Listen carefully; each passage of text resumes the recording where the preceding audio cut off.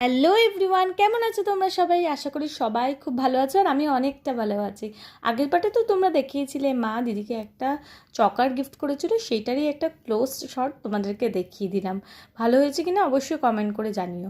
তো আগের পার্টে তোমাদেরকে বলেছিলাম অনেক কিছু আয়োজন হয়েছে, তো আয়োজনের দুটো দায়িত্ব আমার উপর পড়েছিল। এক হচ্ছে ফিশ ফ্রাই, দুটো হচ্ছে ভেটকি মাছের পাতুরি, যে দুটো আমি বানিয়েছি, বাকিটা সব মা করেছে। জানি আমি ওলট পালট করে দেখাচ্ছি, তাও একটুখানি দেখে নিও।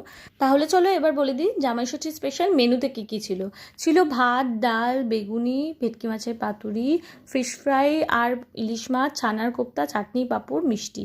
সবটা শেষ করে খেয়ে উঠতে না উঠতে বিকালবেলা এসেছিলো আমার পিস্তত দিদি, মানে গার্গী দিদি, আর ওর ছেলে সানি দাদা আর পিসি, যে কিনা আমাদের ছোট্ট সদস্য, ভীষণ আনন্দ পেয়েছিল আর ভীষণ মজা করেও কাটিয়েছিলাম দিনটা।